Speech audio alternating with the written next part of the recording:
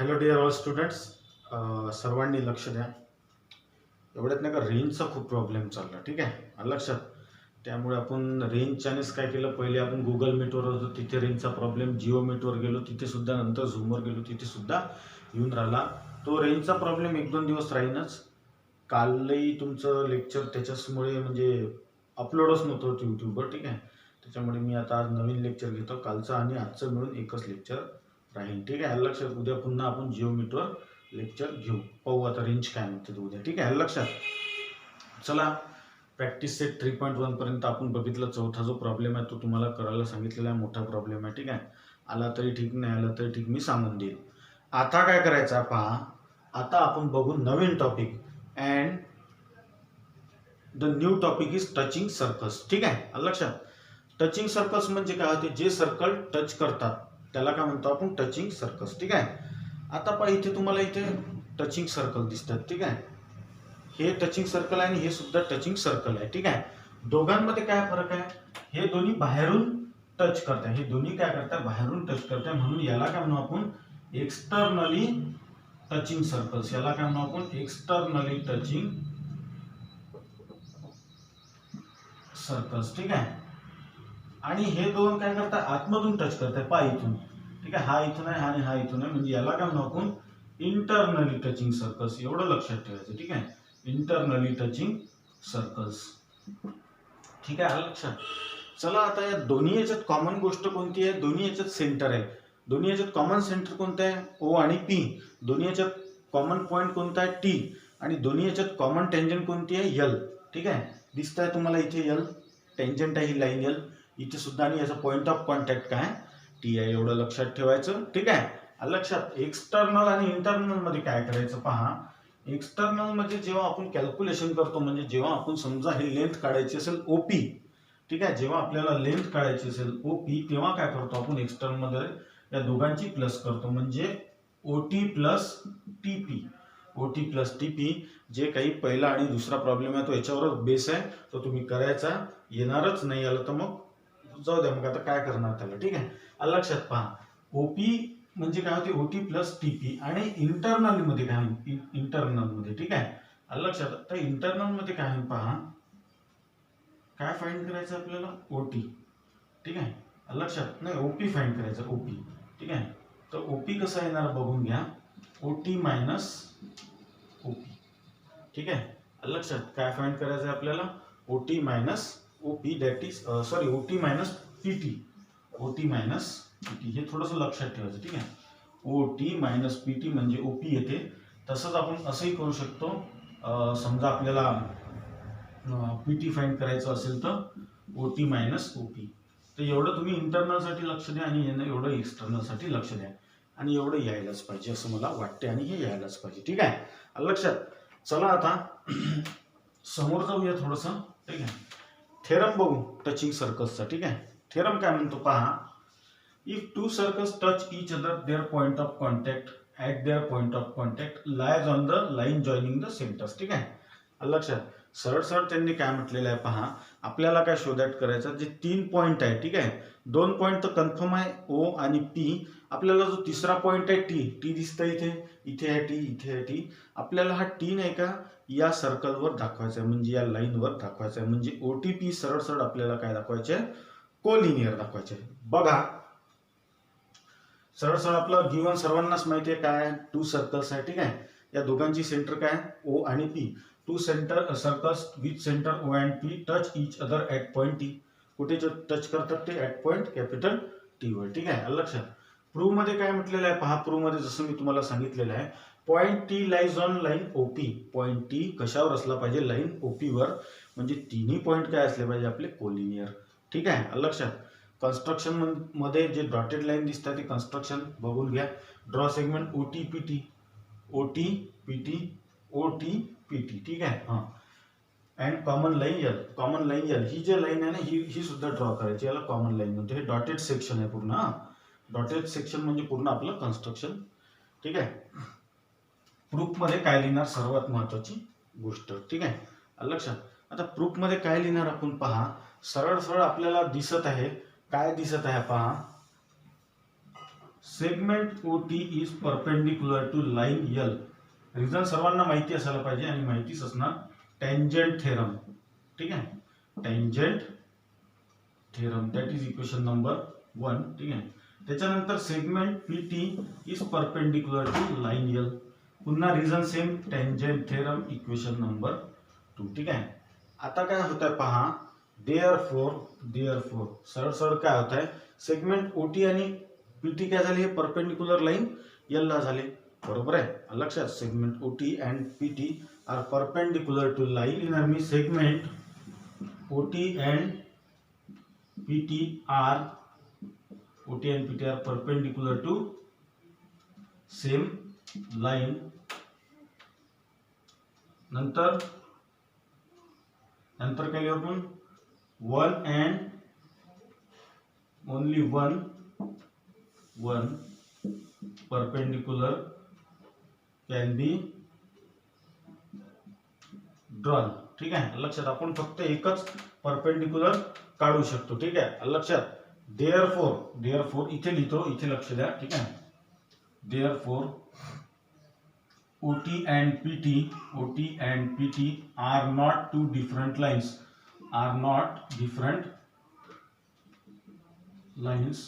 Therefore, point T is on line OP. ठीक आहे लक्षात. किंवा सरळ सरळ लिहा point OPTR collinear. Therefore, point T lies on line OP. ठीक आहे लक्षात. Therefore, point T lies on line OP. हा झाला आपला थेरम ऑफ टचिंग सर्कल्स.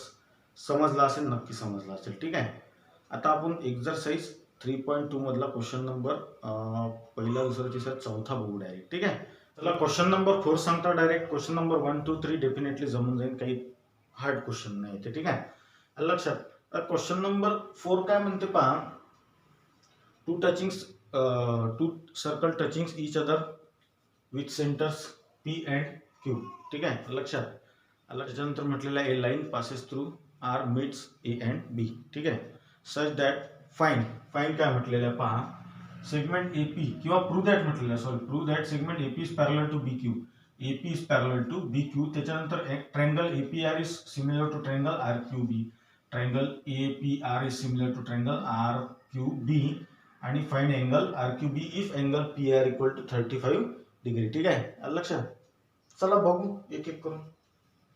सुरुवात काय करता, सुरुवात करा पहिले.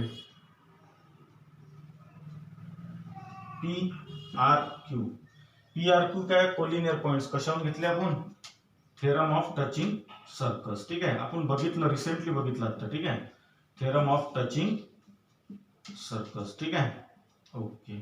चला त्यानंतर काय म्हटलेलं आहे त्यांनी पहा. आता थोडस लक्ष द्या. Segment PA is congruent to segment PR. ठीक आहे, रिझन माहितीच असायला पाहिजे, नक्की माहिती असायला पाहिजे. ते आहे रेडाय ऑफ सेम सर्कल. काय, रेडाय ऑफ सेम सर्कल. ठीक आहे, आता PA ला अपोजिट अँगल पाहून घ्या कोणचा आहे तर. ठीक आहे लक्षात. अँगल PAR सेगमेंट आणि इथे अँगल इन PRA. तुम्हाला माहिती आहे काय रिझन आहे तर. ठीक आहे लक्षात. PA ला अपोजिट अँगल R म्हणजे PRA आणि PR ला इथे लक्ष द्या, PR मी उलट लिहिलं. ठीक आहे, काही हरकत नाही. PR. ठीक आहे, PR ला अपोजिट अँगल A म्हणजे PAR. काय रिझन आहे, इक्वेशन नंबर 1. काय रिझन आहे, आयसोस्केलस ट्रायंगल थेरम. काल सुद्धा मी सांगितलं होतं, कोणतं तरी प्रॉब्लेम घेतलं होतं. ठीक आहे, bye isosceles triangle theorem. Okay, आता बघा हा कोणता ट्रायंगल होता पहा, इथे लिहायचं होतं. इन ट्रायंगल कोणता घेतला होता आपण, PAR. ठीक आहे, या ट्रायंगल मध्ये ह्या सर्व गोष्टी झाल्या. ठीक आहे, आता नाऊ इन ट्रायंगल दुसरा कोणता घेतात, QRB. ठीक आहे, पाहून घ्या पुन्हा. Segment QR equal to segment QB. ठीक आहे, रिझन काय आहे, रेडाय ऑफ सेम सर्कल. तेच रिझन. ठीक आहे, रेडाय ऑफ सेम सर्कल. ठीक आहे, सांगा QR ला अपोजिट अँगल, QR ला अपोजिट अँगल पहा कोणचा आहे तो, क्यू आरला अँगल क्यू बी आर आणि इथे कोणता येईल अँगल क्यू आर बी. ठीक आहे. पुन्हा equation number 2 reason test by isosceles triangle theorem, by isosceles triangle theorem. All of you got it definitely. ठीक आहे. लक्षात. नाऊ आता लक्ष द्या, नाऊ थोडं लक्ष द्या इथे. अँगल पी आर ए काय लिहितो मी, angle P R A is congruent to angle Q R B is congruent to angle Q R B. That is equation number 3 and we all of know that vertically opposite angles. हे काय आहेत, vertically opposite angles. ठीक आहे. लक्षात.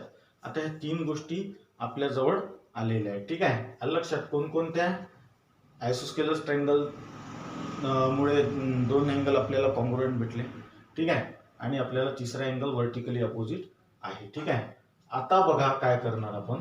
आता आपल्याला काय दाखवायचं, segment AP is parallel to segment B Q. AP is parallel to segment B Q. ठीक आहे. फ्रॉम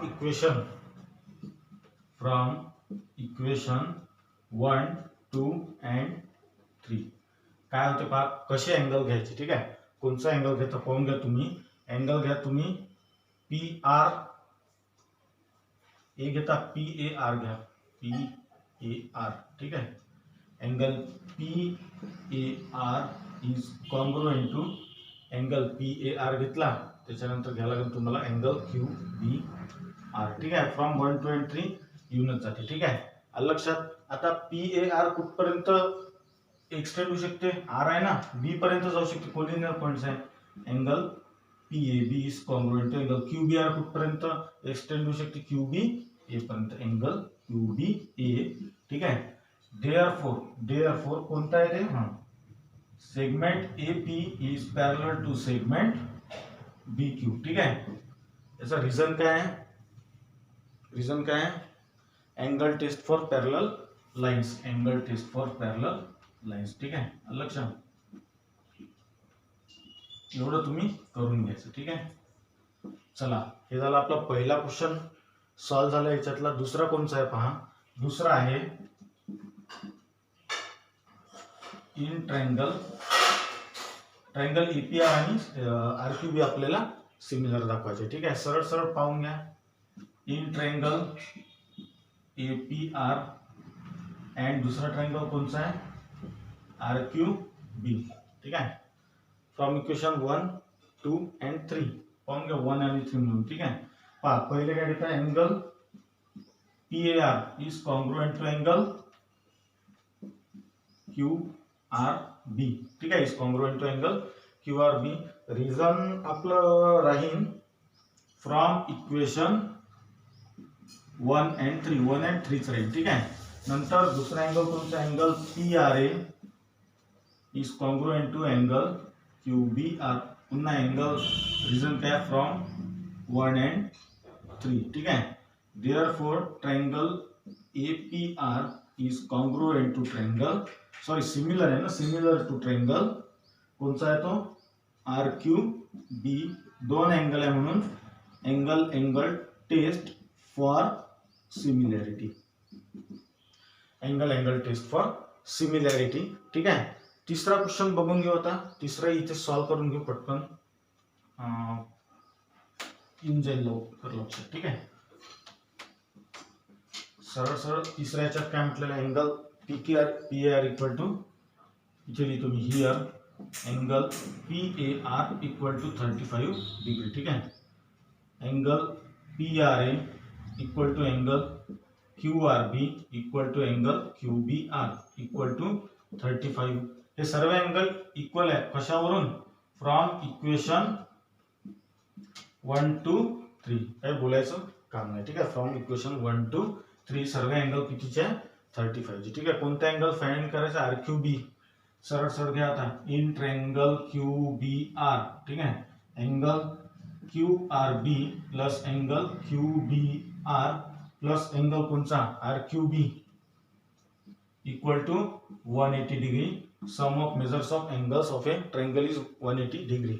QRB आणि QBR किती आहे दोन्ही 35 हे इथे देऊन आहे. ठीक आहे. लक्षात अँगल RQB काय करायचं आहे फाइंड करायचं. ठीक आहे 180. आता किती झाला 70. ठीक आहे plus angle RQB equal to 180. 70 गेला तिकडे RQB इक्वल टू 180 मायनस 70 म्हणजे angle RQB equal to 110 degree. ठीक आहे. खाली स्टेटमेंट लिहिणं आवश्यक आहे जे जे आपण फाइंड केले ते. समजला क्वेश्चन? नक्की समजला असेल. ठीक आहे. नाही समजला तर पुन्हा चला लक्ष द्या. 5th नंबरचा प्रॉब्लेम आहे. काय म्हटलेलं आहे 2 touching circles with centres A and B. Sorry A and B. ठीक आहे. लक्ष ठीक आहे. दोन्ही सर्कलचे सेंटर आहे. ठीक आहे.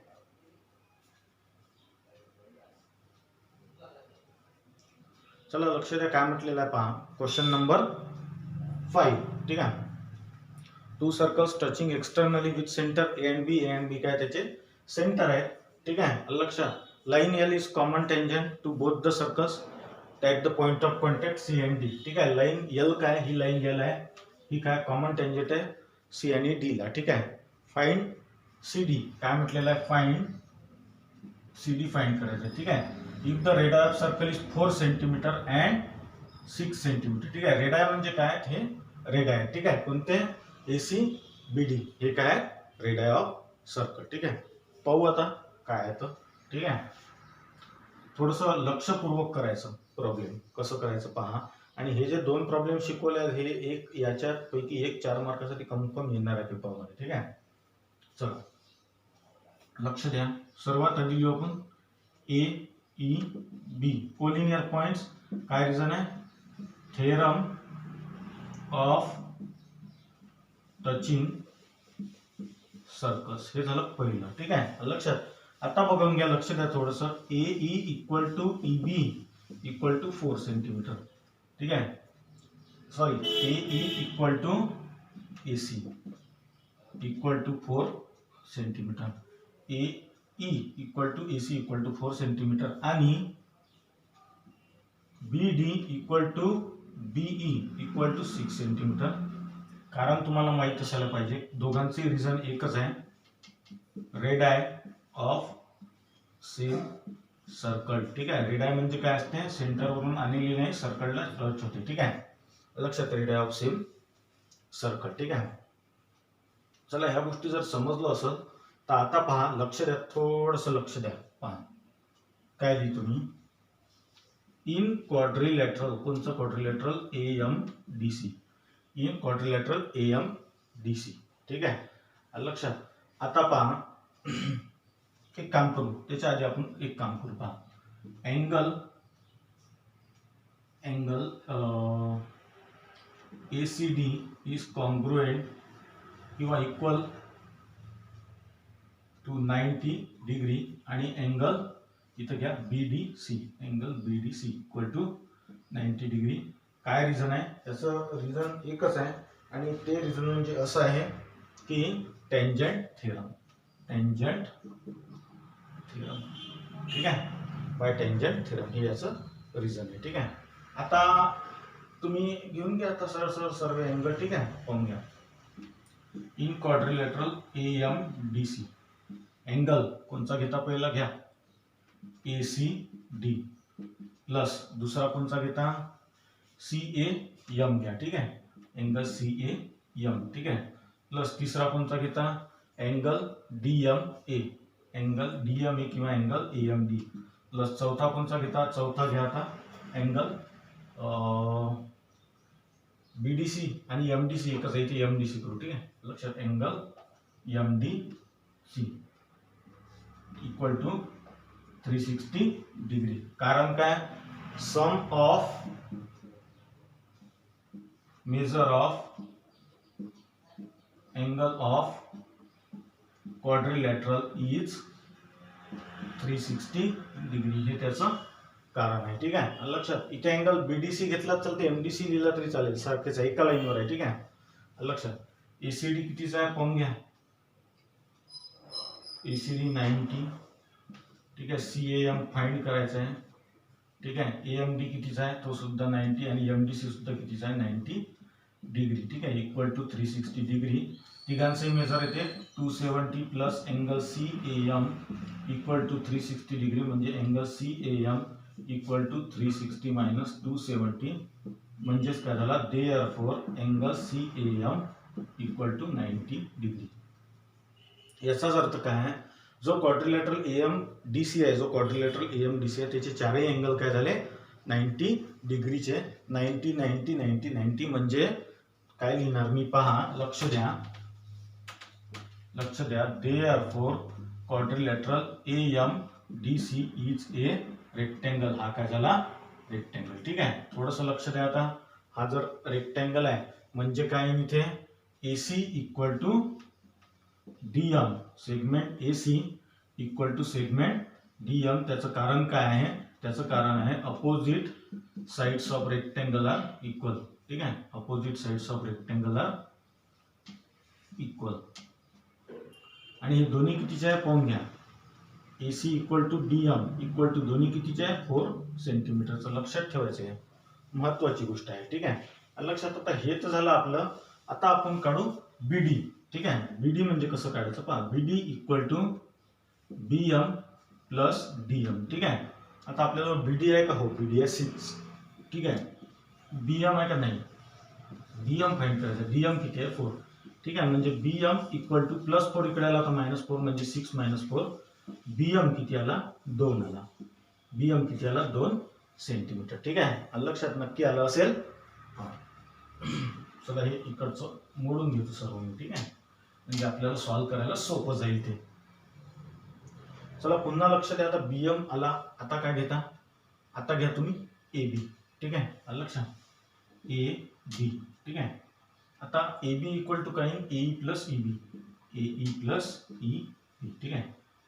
AB किती आहे माहिती नाही, ठीक आहे. AM किती आहे ते तर फाइंडच करायचं आहे, ठीक आहे. लक्षात. आता आपल्याला AE AB काढायचं आहे, ठीक आहे. AB कसं काढणार आता पहा, AE प्लस EB, ठीक आहे. आता AE किती आहे 4 आहे, ठीक आहे. लक्षात. आणि AB किती, सॉरी AE 4 आहे, AE 4 आहे, ठीक आहे. प्लस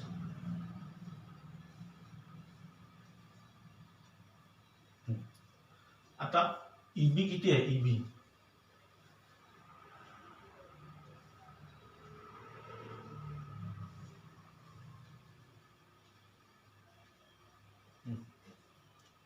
EB किती आहे, तुम्ही जर मगाशी लक्ष दिलं असेल, radii of same circle. BD equal to B म्हणजेच काय, EB म्हणजे 6, म्हणजे AB किती आला आपला, AB इक्वल टू 10, ठीक आहे. आला. आता व्हॅल्यू आपल्याला जे पाहिजे होते, AB आली आणि BM सुद्धा आली. जा आता सरळ सरळ काय आपलं नेहमीप्रमाणे universal in triangle AMB, in triangle AMB, angle AMB equal to 90 degree.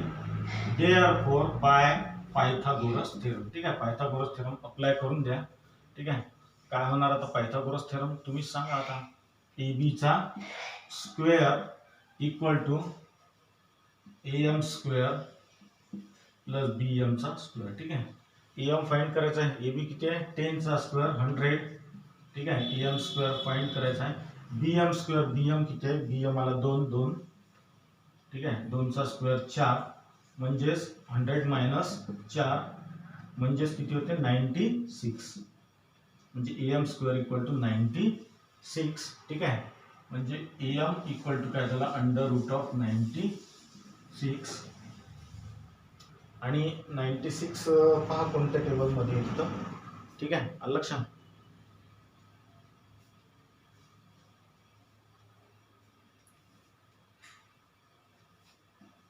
पहा 96 16 × 6 येते, म्हणजेच 4√6 AM ची व्हॅल्यू, ठीक आहे. लक्षात. AM ची व्हॅल्यू किती 4√6 centimetre. Therefore CD equal to AM equal to 4√6 centimetre opposite sides of rectangle. समजला? असा केला आपण CD फाईंड. आता उद्या आपण लेक्चर देऊ, पाहू आता नेटवर्कचं काय होतं तर डेफिनेटली जमून जाईल. ठीक आहे, नाही जमलं तर आज मी दुसरा सिम घेतो, दुसऱ्या सिमवरून आपण केलं.